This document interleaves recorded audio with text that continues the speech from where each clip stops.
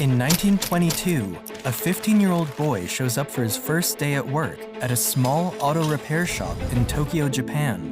The owner, who questioned if the boy was even meant for this type of business, assigned him to clean the workshop and look after his child instead.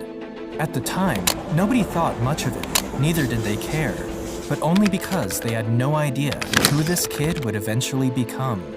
Fast forward a few decades, and that boy, Soichiro Honda, was now competing with some of the biggest car brands in the world, while also owning the largest motorbike manufacturer. This is the story of how one poor Japanese boy went from babysitting children to building the multi-billion-dollar brand Honda Motors.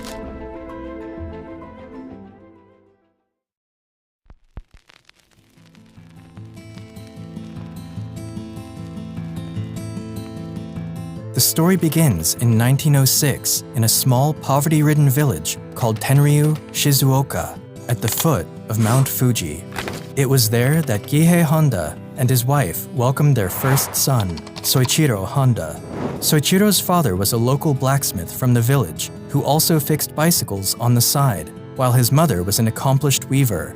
Raised in difficult economic situations, Soichiro lost 5 of his siblings growing up due to health issues. When Soichiro was 8 years old, he was going about his normal routine in the neighborhood when he heard a strange rumble that grabbed his attention. He followed the sound until he came across a big piece of strange machinery rolling along on 4 wheels. This machine was a Ford Model T, and Soichiro was left captivated by what he had just witnessed. It was the first car I saw. What a thrill! I could not understand how it could move under its own power. And when it had driven past me, without even thinking why, I found myself chasing it down the road as hard as I could run. This experience left a mark in his life that would forever change the way he would engage with machines. He learned how to wet the blades of the farm machinery and repair bicycles. He was fascinated by all kinds of engines and motors. But Soichiro hated the idea of going to school, and instead of pursuing a proper education, he spent the majority of his childhood helping his father with his bicycle repair business. His lack of interest in school affected his grades so terribly that he used some rubber that he found to forge his family's stamp on his grade reports. That way, his father wouldn't need to sign the paper and see his grades. Eventually, he got caught, and his father punished him by making him kneel on his knees for an entire day without lunch. In 1922, Soichiro came across a magazine ad for a Tokyo-based automobile servicing company called Art Shokai. He reasoned that, since the company was one of the most popular motorcar services in the city, they might be in need of new workers. So, he wrote a letter to Art Shokai, inquiring about a job, and luckily enough, he received a positive reply.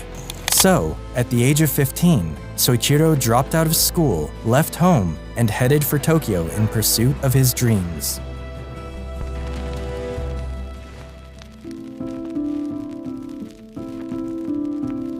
When Soichiro got to Tokyo, he was overwhelmed to see how fast and different city life was compared to the village he had come from.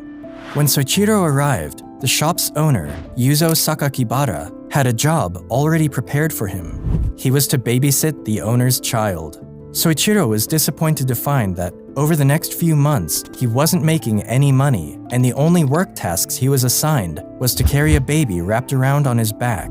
The only thing that made him stay was the shame of returning home a failure and facing his parents. As time went by, the owner couldn't keep up with the high demand of his automobile business, so he finally pulled Soichiro in to help him out.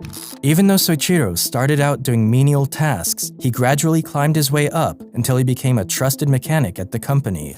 His talent and dedication eventually caught the attention of the owner, who decided to take little Soichiro under his wing and teach him not only mechanical repairs, but the business side of the company as well.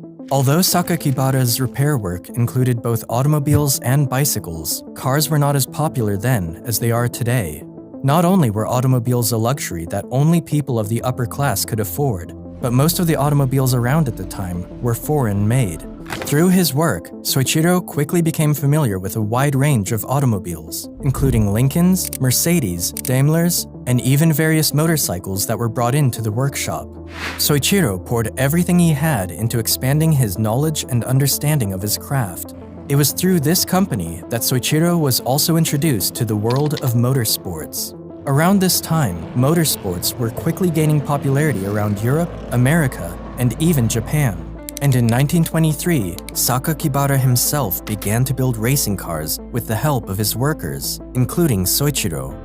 Their first model was the Art Daimler, built using a second-hand Daimler engine, and their second model was the Curtiss.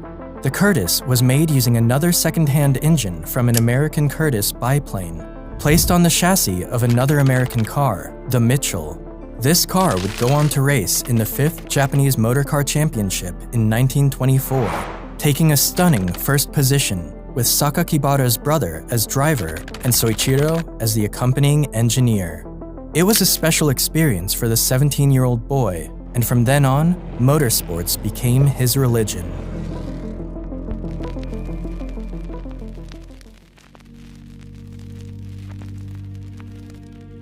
In 1926, Soichiro was drafted for military service, but didn't pass the medical exams as they revealed that he was colorblind. Thus, he was excused from the army and was able to keep working at Art Shokai. By 1928, Yuzo Sakakibara wanted to expand his business and decided to open a branch of Art Shokai in Hamamatsu. He believed there was no better man to leave in charge than his young apprentice, and at the age of 21, Soichiro was called upon to run the new branch. However, Soichiro's repair shop struggled during the first year, largely because people didn't want to entrust their cars with someone so new and so young. So, Soichiro had to live off the scraps that other repair shops cast aside. Still, the young man used all the knowledge and skill he had acquired over the years, and in time, he successfully managed to grow his business. By the 1930s, his new shop had grown from a one-man operation to a staff of 30 people. The branch grew at an incredible pace during the next few years, and with so much work to be done, Soichiro had to bring his wife in to help run the company. Even though Soichiro was known as a brilliant mechanic, he was also a prodigious racing driver, and this was another skill that helped him stand out from his peers. Inside his shop, Soichiro had built the Hamamatsu race car, in which he managed to set a new speed record by driving it up to 120 kilometers per hour, a record that stood for 20 years in Japan. However, racing at the time was far more dangerous than it is today, and in June 1936, Honda was involved in a serious crash while racing the Hamamatsu in the suburbs of Tokyo and almost died. Soichiro's left arm was fractured, his shoulder was dislocated, and his face was damaged. Despite spending a couple of months at the hospital nursing his injuries, Soichiro returned to the racetrack only 4 months later. His family, however, was unhappy with his return to racing, and after several arguments with his wife and father, Soichiro never raced again. By 1936, Honda became tired and weary of his repair work. He wanted to do more and was planning to move on to manufacturing car parts.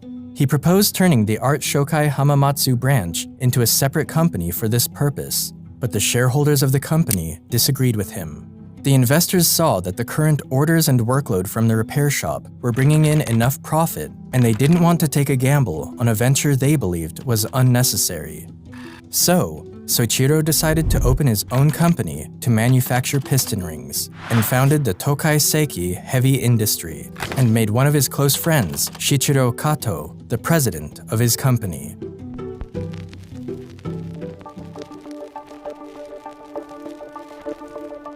Soichiro and Kato worked tirelessly in their new venture, and together started the Art Piston Ring Research Center. Soichiro, in particular, was still working at his Hamamatsu branch, spending his days at the repair workshop and his nights developing pistons. For a long time, they struggled to make any breakthrough, and during the next couple of years, Soichiro had worked so much that he lost a lot of weight, causing his face to look emaciated. All the stress his body and mind were going through made him look like a completely different person.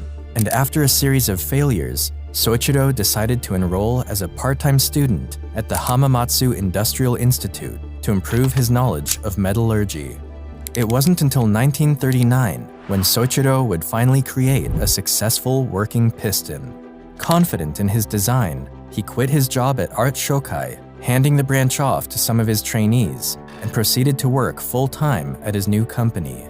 Honda began producing pistons day in and day out, but his creations were still flawed and nowhere near the quality they needed to be. Toyota contacted Soichiro to make pistons for the company, and out of the 50 he submitted, only 3 passed Toyota's standard. It was a big setback for Soichiro, but he didn't give up. He spent the next few years traveling around Japan, visiting steelmaking companies and universities to improve his knowledge of manufacturing piston rings. After gaining confidence in his knowledge and experience, Soichiro gave it another try. The result was incredible. Not only did his new pistons pass quality control, but orders also began to come in from all over the country, so much so that the company went on to employ around 2,000 people just to catch up with the orders. Things were starting to look great for Soichiro and his company, until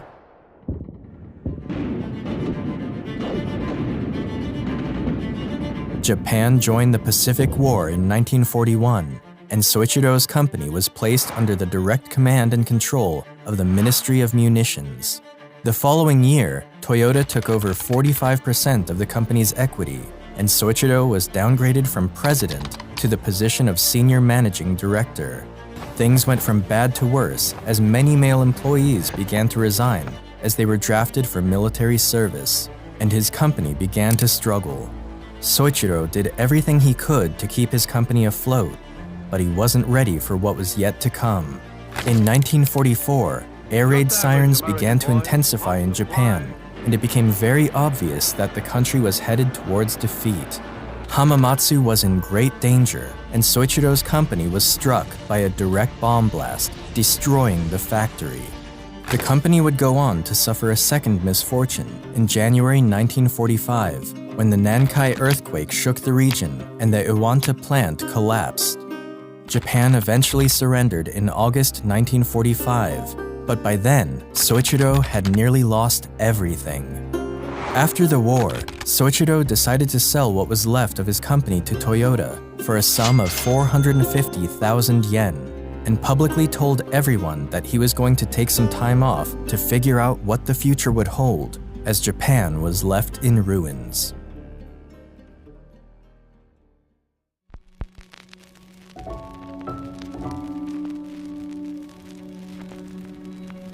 A year after the war, the country experienced an economic meltdown that threatened the lives of its citizens.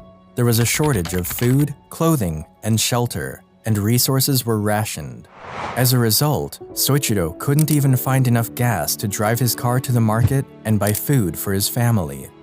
One day, Soichiro came across a generator engine that belonged to the Japanese Imperial Army, which was used during the war to power up a wireless radio. He was fascinated with the engine, and after figuring out how it worked, a bright idea came to him. What would happen if he attached this engine to a bicycle? By no means was this a new invention.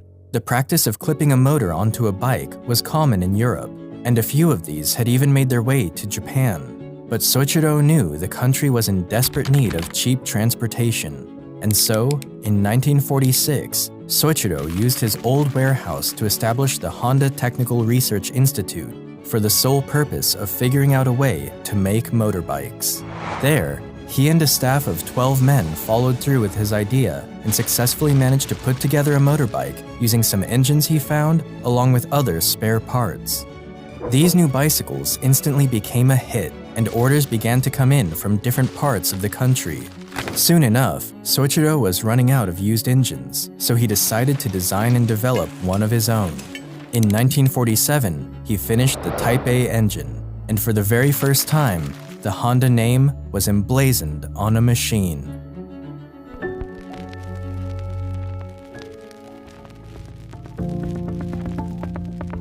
Soichiro founded the Honda Motor Company in 1948 with the initial goal of building motorcycles to help get Japanese workers around. The only problem was, Soichiro needed more money to expand his production. So, he wrote an open letter to all 18,000 bicycle shop owners in Japan, telling them that he had thought of a solution to get Japan moving again. Out of the 18,000 stores he wrote, he received positive responses from 3,000 of them. and they provided him with the money he needed to start making his first shipments. A year later, the company produced its very first complete motorcycle, the Model D. Even though the Model D was a big achievement for Honda, it was too big and heavy. And because of this, only a few people bought the motorcycle. Soichiro wasn't satisfied with this, so he stripped down the motorbike and worked long hours to make another bike that was smaller and lighter. After 3 years of trial and error, he succeeded in building another motorcycle and named it the Super Cub. The Super Cub was an instant hit and became so successful that it won the Emperor's Prize. Honda also joined efforts with investor Takeo Fujisawa, who provided the capital he needed as well as financial and marketing strategies. This partnership became the foundation upon which the Honda Motor Company was built on. The Super Cub reached the United States in 1958 with a sticker price of just $295, which was a quarter of the price of what other American motorcycles cost. And thanks to the company's marketing and engineering skills, it soon outsold both Triumph and Harley-Davidson in their respective home markets.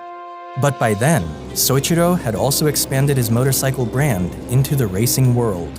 Racing at the time was more than a sport. It was the biggest platform for these manufacturing companies to showcase their cars and motorbikes to the rest of the world. So he traveled all over the world to see the races, studying and examining all the motorcycles of his competitors. In fact, throughout his career on the track, whenever a benchmark was set by one of his competitors, Honda would take this information home and strive to surpass it. It was this attitude that took Honda motorcycles from an awful and disappointing finish at their first international race in 1954 to the manufacturer's team prize at the 1959 Isle of Man TT, the biggest motorcycle race in the world. 2 years later, Honda would win again at the Isle of Man TT, and his success on the racetrack put the Honda name on the map. By the 1960s, Honda had become the biggest motorcycle company in the world. After the release of the Honda Dream in 1949, they had produced a total of 10 million motorcycles by 1968. However, becoming the biggest motorcycle company wasn't enough for Soichiro. There was another big dream he'd been chasing since he was 8 years old, and it was none other than entering the car-making industry.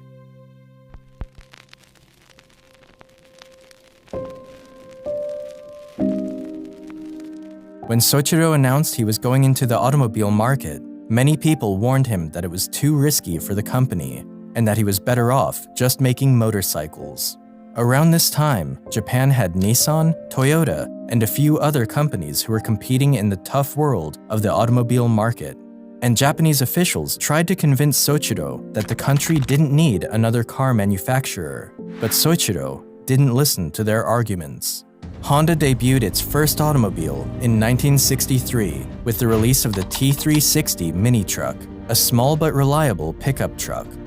Unfortunately, the mini truck never gained much traction, and it was soon followed with the company's first ever sports car, the S500. This S500 was a two-door roadster with a 4-speed transmission, capable of reaching 80 miles per hour. It was a smaller car, but it was smooth and easy to drive. But sadly, only around 1,300 cars of this model were built, making it one of the rarest Honda cars ever made. But just like Soichiro did with his motorcycles, Honda brought its cars into the racing world. The Honda RA271 made its Formula One debut at the 1964 Belgian Grand Prix. It only took 1 year for Honda to achieve a first-place victory at the 1965 Mexican Grand Prix with their new successor, the RA272. But despite its early success on the racetrack, Honda was nowhere near beating its competitors in the car market. So they took a break from racing and turned their attention to building one of the most successful cars in the automobile market, the Honda Civic. Honda debuted their new model in 1972, and in the following years, it became one of the most popular cars in the world. One of the reasons for its success, especially in European and American markets, was due to the oil crisis of the 1970s. During this period, shortages of fuel spread all over the world. And to tackle this, Soichiro devised a brand new method for fuel management called the compound vortex controlled combustion. or CVCC for short. This allowed people to travel further distances with their car without burning too much fuel. The Honda Civic also tackled the pollution problem caused by exhaust gases by adding a catalytic converter to its vehicles, something that other big automakers didn't consider as much at the time. And just like that, Honda was rapidly becoming popular in the automobile market. Even though Americans might have bought the Civic out of necessity, it was the Honda Accord that really changed the game. Initially, the Honda Accord debuted as a compact hatchback, but it later expanded to sedans. This new model contained the same fuel-efficient feature as the Civic, but with a better moderate size, and thanks to their wider interior space and comfort, the Honda Accord would later become one of the best-selling sedans in the automotive history. At the beginning of the 80s, the Honda Motor Company was the third largest producer of cars in Japan, and by the end of the decade, it was the third biggest car company on the planet. Soichiro Honda retired from the company in 1973 and later died on the 5th of August, 1991. Looking back on my work, I feel that I was doing nothing more than mistakes, blunders, and serious omissions. But I am proud of the achievements. Although I did one mistake after another, my mistakes and failures never occurred for the same reasons. Honda has now expanded into multiple industries, including jets, boat engines, power equipment, and robots, to name a few. Thank you all for watching. Make sure to subscribe and like the video. Until then, I'll see you in the next one.